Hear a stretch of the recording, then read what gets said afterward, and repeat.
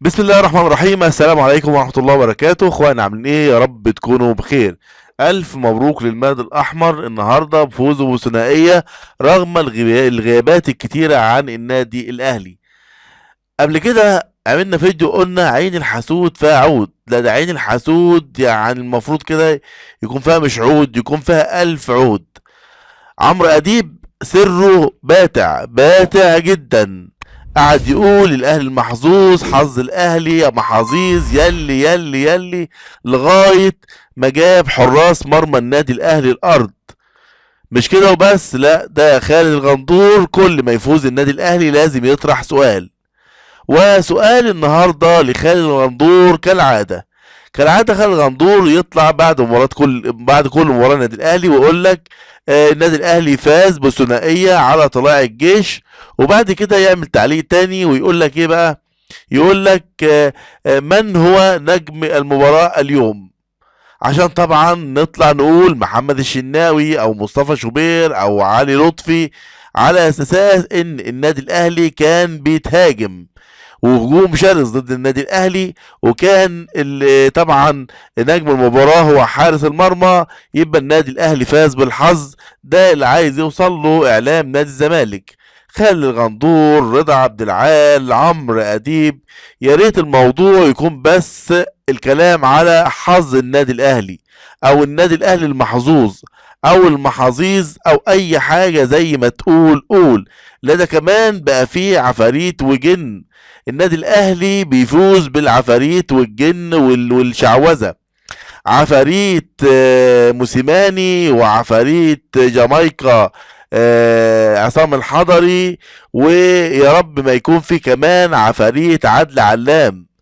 رئيس نادي الزمالك واعلام الزمالك ما بيتكلمش غير على حاجتين بالنسبه للنادي الاهلي: النادي الاهلي المحظوظ، النادي الاهلي اللي بيفوز بالتحكيم يا اما بالرشوه يا اما بالمحسوبيه يا اما بالواسطه يا اما بالحظ يا اما زي ما تقول قول.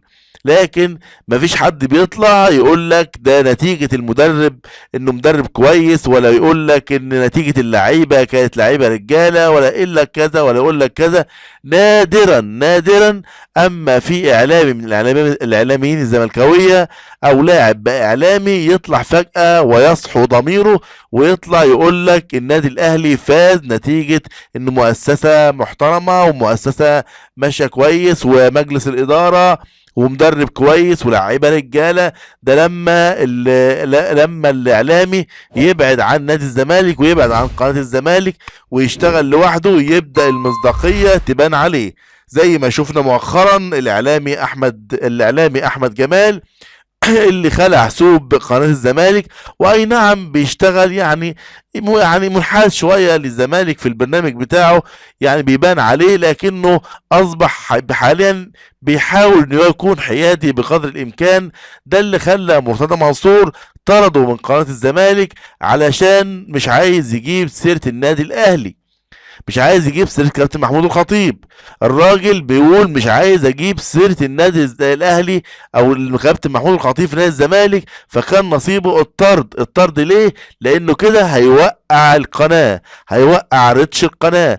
ده بيدل ان قناه نادي الزمالك مبنيه بس على النادي الاهلي وعلى كابتن محمود الخطيب. ولو ما جبناش سيره كابتن محمود الخطيب والنادي الاهلي فقناه الزمالك مش هتنشاف. ده اللي احنا فهمناه امبارح من مين؟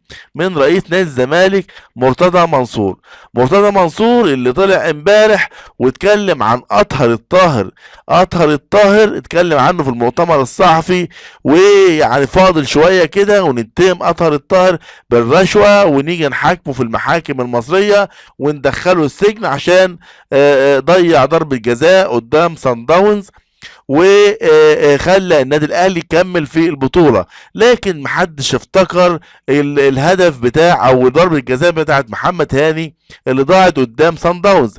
لو كنا جبناها كنا فزنا 3-2 وما احتاجناش لا مباراة نهائية مع الهلال ولا استنينا مباراة مع يعني المباراة بتاع سان داونز والهلال اللي قطر الطاهر ضيع ضربة الجزاء. فما فيش حد بيفتخر كل الكلام ده، لكن المشكلة زي ما قلنا في اول الفيديو، المشكلة سيبك بقى من الاهلي بيفوز بالحظ والعفاريت والرشوة والمحسوبية والكلام كل الكلام الهجص اللي بيقولوه دولت، سواء من اول اكبر واحد ولا اصغر واحد من اللي بيهاجموا النادي الاهلي او عايزين يقللوا من فوز النادي الاهلي. المشكلة ان دلوقتي الناس دي بقى سرها باتع يا جماعة، سرها باتع من كتر ما بيتكلموا عن النادي الاهلي وفوز النادي الاهلي ووصوله للمباراة النهائية. من كتر ما بيتكلموا عن النادي الاهلي بقى عنده 4 حراس مرمى مصابين، 4 حراس مرمى مصابين، والنادي الاهلي داخل على بطوله كبيره وعلى نهائي افريقي، لدرجه ان الحارس الخامس كان بيسخن في المباراه النهارده عشان يلعب المباراه. ايه الحكايه؟ ايه الروايه؟ هو الحظ بتاعنا او التوفيق بتاعنا عايزين تقلبوه بعينكم الجميله ديت ونخلوه حظ ملطش للنادي الاهلي؟ هي العفاريت اتقلبت ضد النادي الاهلي واصبحت بتخلص على حراس المرمى من اول الشناوي، على لطفي، مصطفى شوبير، وحمزه مش عارف اسمه ايه، وكان فيه الولد الصغنن كده لسه الحارس الخامس للنادي الاهلي كان بيستعد للنزول.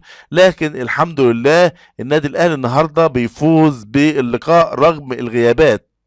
وكابتن عماد متعب قال كلمة جميلة جدا، قال ان الموسم ده ممكن يكون موسم تاريخي للنادي الاهلي، لانه هيبقى يكون يعني ان شاء الله هيبقى اكبر فريق في التاريخ فاز بمجموع من البطولات في موسم واحد. يعني لما ياخد اتنين سوبر وياخد كاس مصر وياخد دوري وياخد ان شاء الله بطولة افريقيا ويلعب كاس عالم للاندية، يعني حاجات كتيرة جدا جدا مشرفة للنادي الاهلي.